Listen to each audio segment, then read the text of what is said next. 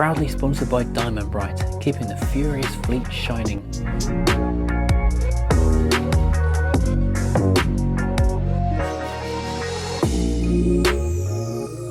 Hello and welcome to Furious Driving, and this is it. 2022 is done for. It's been and gone, and wow, that's it. Game over for that one. Time for 2023. But before we say goodbye properly, just time to have one last look at all the things that have gone on here on Furious Driving over the last 12 months. And I tell you what, there's been way more than I really thought there had been. This year has flown by and we have packed so much stuff in. I actually filled several pages of my illustrious notebook trying to keep track of all the things that we've done. So let's take a seat in one of these machines and look at the comings and goings and the doings and throwings, or something like that. Right, let's get the Freelander. 200, actually the 200 is nice. So here I am in the comfort of the 200 VI. The R3 Bubble Rover is actually a car I've been wanting for quite a long time in my carefully curated collection, which is possibly overstating buying stuff and shoving it in a barn. But yeah, when a VI turned up, it was too good to pass up. I mean, this is the pinnacle, apart from the BRM, although this is much rarer than the BRM, so in terms of collector's appeal, I think this is actually the better one to go for. The only advantage of the BRM being it's got the limited slip diff in it and the leather seats. This, though, is just more interesting, I think, even if it is very much more under the radar. So this turned up with a blown head gasket, needed the head skimmed, and all the work that entails. So that was an adventure at the beginning of the year, but is now a part of the fleet for as long as I keep finding it interesting, and currently I'm finding it very interesting and lots of fun to drive. So this R3 Rover is staying on the fleet. There were lots of other Rovers as well, but I'll come back to them in a moment. I'm going to cross these off so I don't lose my place. The first car of the year, you could say, would be the Crown Victoria, because that massive American brilliant lump of amazingness arrived admittedly at the end of last year, but we didn't actually get it on the road until this year, 2022, because of the time delays with getting it registered, getting everything ready for an MOT, right-hand driverifying it and all that kind of stuff. But that has been amazing, and I've used it as much as possible throughout the year and loved every minute. It's not practical, you can't park it in a lot of places, you can't get through width restrictors in it. It's just all kinds of reasons you can't take it to places, but any place I can, I will, and I absolutely love that thing, and that is definitely staying on the fleet long term. What else did we buy? Well, more Rovers as it turned out. We got a 420 GSI Tourer. Again, an accidental purchase. I'd seen it a while before up in the greenhouse of Rover Dreams and mentioned to the seller that I would quite like it, but kind of half jokingly, and I was up there buying headlining for the Tomcat, and yeah, the guy said, well, the MOT runs out in a few days. If you want it, then you better take it today. So bought it that day, and it's been a good car, surprisingly good in fact. Apart from service and a timing belt and that kind of stuff, it hasn't really needed very much. A little tiny bit of welding, a tiny bit of welding, but that's been a great car to tool around in. And like this car, there's less than 20 of them on the road, so it's another rarity to keep stashed away in the barn. But we did, though, say goodbye to Quentin, the 200 convertible, so 2 Rovers in, 1 Rover out. The plan always was with Quentin to sell it. The idea was a quick flip, although it took about 9 months in the end because of various delays. It took a long time to get the hood sorted out. The painter who was painting it got COVID, so it sat in his yard for a long time. Then finding a buyer for it took a long time. Because it was finally ready during the winter time, it was the worst time to sell a convertible. I kind of took it off the market and stashed it in a friend's barn for a little while. But then as chance would have it, a friend of mine saw it, said he would actually quite like it, but he really needed to get rid of his Freelander. So we worked out a deal with the Hippo behind me. So Quentin went, and Hippo the Freelander arrived. And you know, I thought I might flip that quite quickly, because although I've been wanting a Mark 1 Freelander on my little collection for a while, what I really wanted was a petrol 3-door manual, ideally the hardback petrol with the metal roof bars, the cage around the back of it. What this is a 5-door diesel estate. So it's absolutely everything that's not what I would want from a Freelander. But it's worked out quite well, because it's good as a family car. You can chuck everyone in there. It's great as a dog car. It's already pretty grubby, so it doesn't matter if it gets muddy feet in there with the rubber mats and stuff. And of course, then we extended that by getting the roof tent on top of there and making it even more usable. So we've had a couple of weekends away in it, and that's going to keep on going through next year. The only thing I can see changing with that would be maybe to flip it for a Discovery 2, because that would give it a little bit more space in the thing. But that is so convenient because it's such a small car. It's more than capable of anything I want to do, and it just fits into little gaps. I can tuck it into spaces around the place, so that's quite handy in that respect. What else has arrived? Well, We had another departure from the fleet. This is quite a sad one actually. My long-standing favourite family everyday car, the S205 Mercedes C250 Estate, which was a brilliant car. A 2010 AMG manual, so a rare, quite sporty, really good fun car. Unfortunately, it wasn't ULEZ compatible, and because I'm close enough to ULEZ for that to be an issue, it was starting to become a bit of a problem and a liability. And so I made the decision to go and change it for an S205, the newer shape, and that car is absolutely fantastic. It's absolutely loaded with all the toys you could ever want, but it is an automatic, unfortunately, because the manuals I could find of that version of the car were just utter poverty spec, and you couldn't find the wood trim with the cutouts for the manual gearbox, only for the automatic gearbox. So I made the decision that hopefully an automatic would be outweighed by all the good stuff on the car, and the good stuff is fantastic. It's really good as a family car. It's just not a car you actually enjoy driving very much anymore, whereas the manual one was actually a lot of fun. So it's kind of a shame really, because I do miss that car. Someone told me it's still floating around Coventry apparently, so I'm glad it's still out there and doing well. There's another 100,000 miles of life in that W204. That's a great car. I did spend 3 months living with an electric car. I had the Renault Zoe commercial for a little while, and that was really quite interesting, quite an eye-opener as to what life, everyday life with an electric vehicle is actually like. Admittedly, we couldn't use it as a family car because it's only a two-seater, but if there's two of us going anywhere, we'd take it and use it. I just used it as much as possible. At the time, didn't have any kind of charging facility at home beyond a 3-pin plug, and it would take literally all night to charge it on the 3-pin plug. It did actually melt one of the plug sockets in the garage one night, so I had to change a plug after using that, so that was lucky it didn't cause a fire. We ended up charging it at a retail park not far from home every time, which was expensive, but at least there were multiple chargers, so you didn't turn up there and have to wait for someone else. And what I found at the beginning of the year, and what doesn't seem to have changed looking at other people's experiences, is that unless you've got fast at-home charging, it's a real liability using an electric car. They're really good if you can charge at home and then drive within their range, because that's the other thing I found, that I couldn't trust the charging network. So anything beyond the 200 miles or so that was a guaranteed range, I would just take the diesel, because I could refuel on the way, or didn't need to refuel in fact, because the diesel does 500 miles. So it's an interesting future, if that is the future. There's definitely work to be done. Yeah, a discussion for another day. But the Zoe was interesting. It was very, very fun. And finally, there have been 2 big additions to the fleet. The one, which is apparently the most popular car I've ever owned, which is slated to be sold in the next couple of weeks, is the Mondeo, the 1998 Mark II Mondeo LX.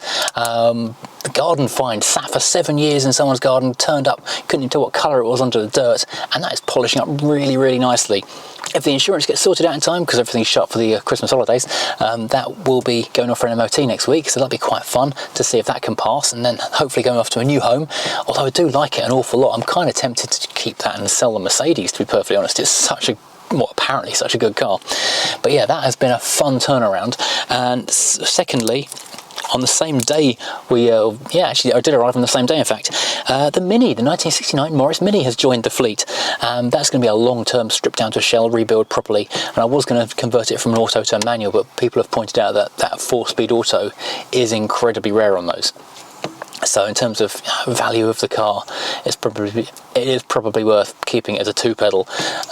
It might even be more saleable in the future as less and less people take manual tests, whereas electric cars become the thing to take tests in. So maybe it's better value long term to do that. But anyway, yes, so we have obtained 1, 2, 3, 4, 5, 6,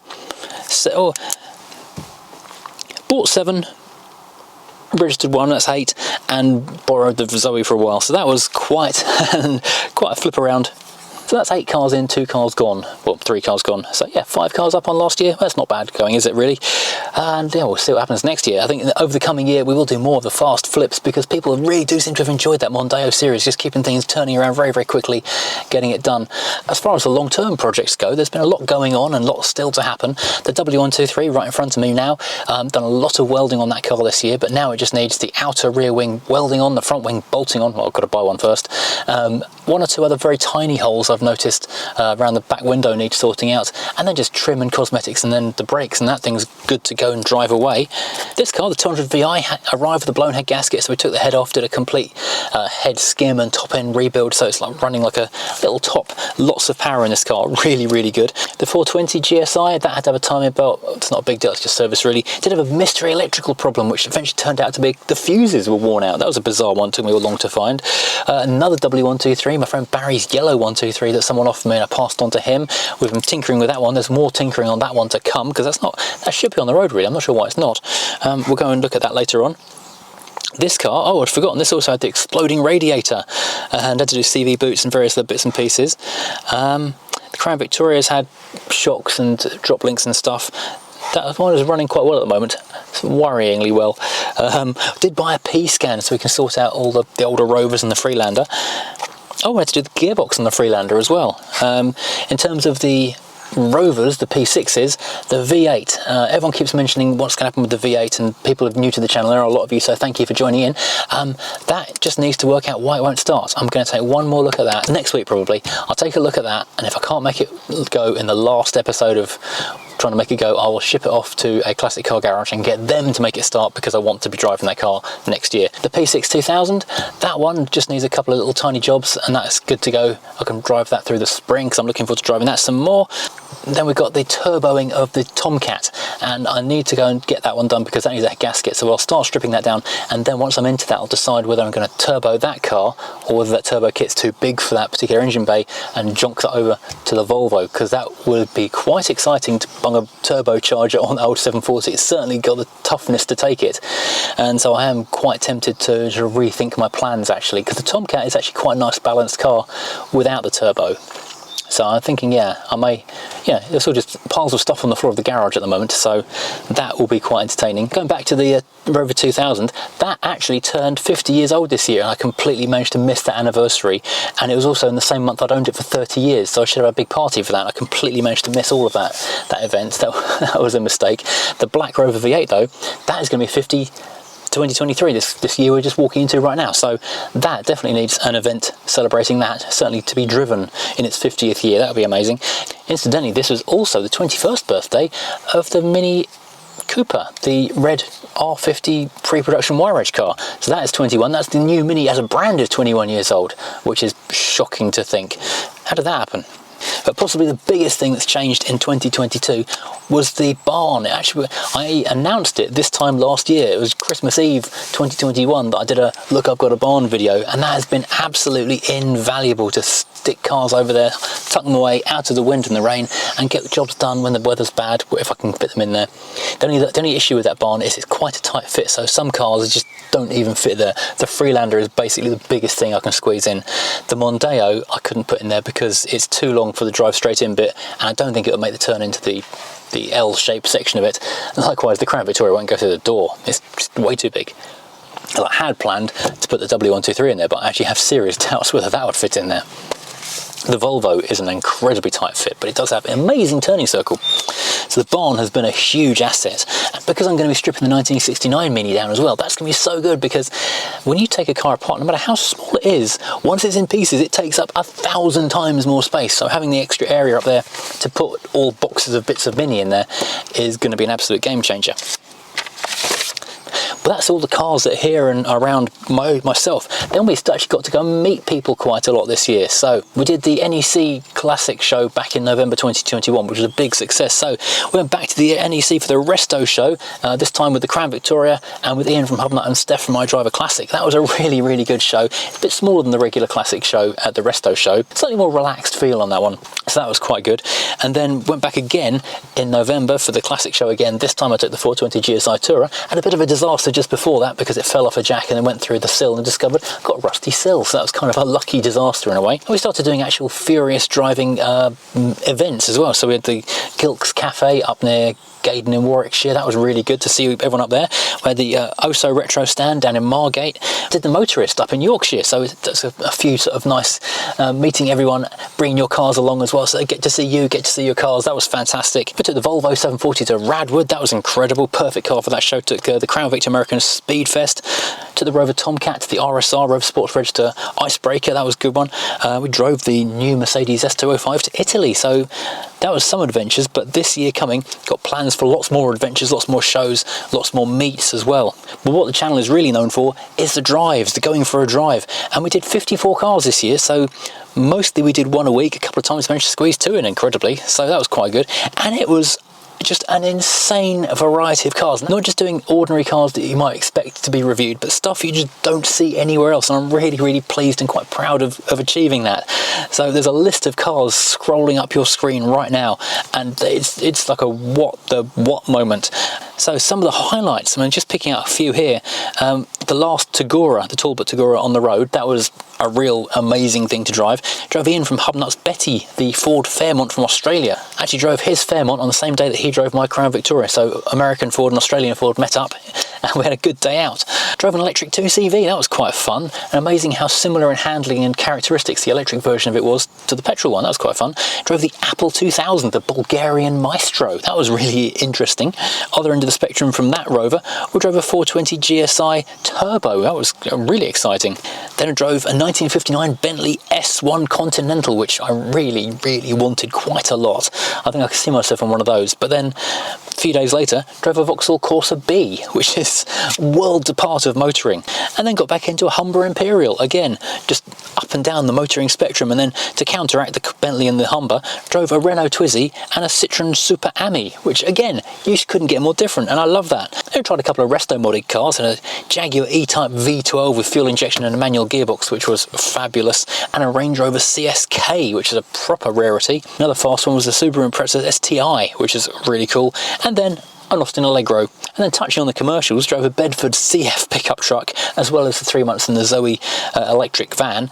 And finally, an honourable mention, just because it was amazing, Christmas Eve 2021, we threw in the Nissan Cherry Europe, which is an Alfarana, so that was a real eye-opener. Might call this the highs and lows video.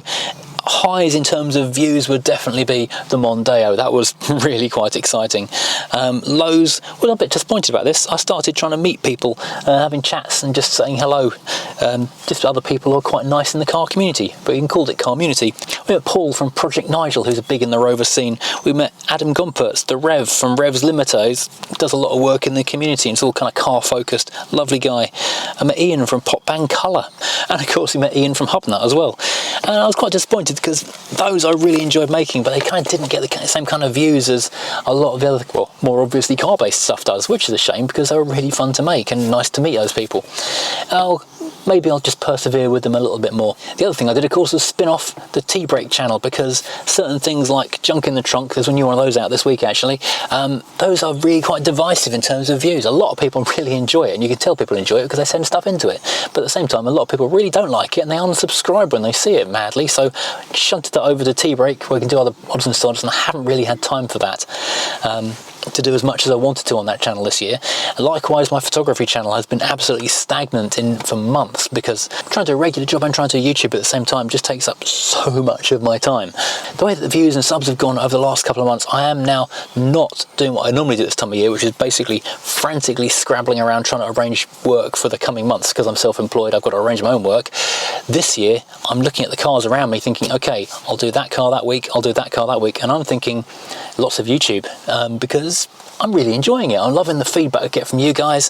I'm enjoying doing the work. I'm enjoying getting the cars done and having my fleet of cars all sort of getting better and better. So this year I think I'm going to be concentrating even more on YouTube, not just on Furious Driving, but also on the other channels as well. So yes, unfortunately you will be seeing more of me. Sorry about that. Hopefully though, this will be the year that Furious Driving does crack the 100,000 subscriber mark. I'm just, as you watch this, clicking over 81,000. So over the last couple of years, we have steadily just gone up about 20,000 a year, but it's just started accelerating towards the end of 2022, the number of new subscribers, which is largely down to that Mondeo, incredibly. Who would have thought it? I was really expecting the Morris Mini to be the one that did the business, not the Mondeo, which is incredible considering how many people go on the comments to tell me it's worth nothing and I should definitely scrap it and I'm going to lose money selling it. the number of people who absolutely adore it seem to tell me otherwise.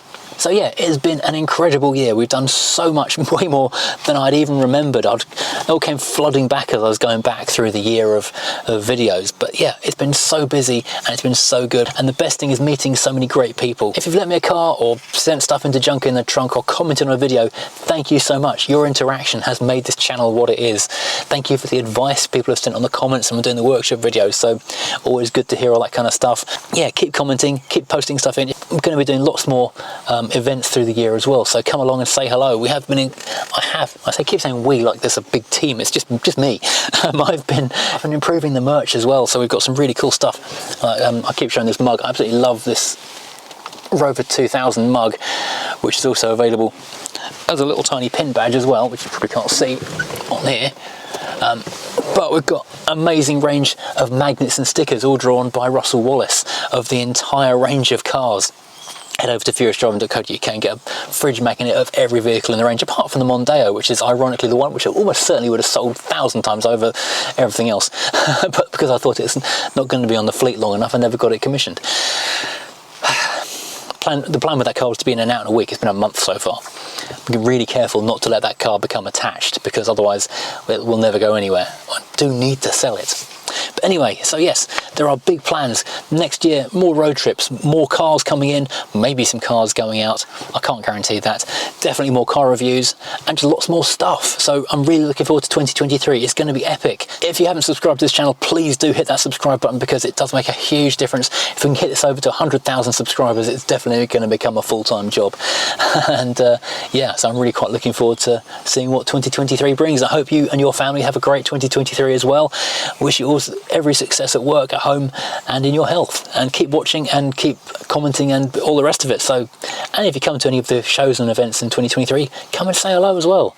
Happy 2023, and hope it had a good 2022 as well. Take care, everybody. See you next time.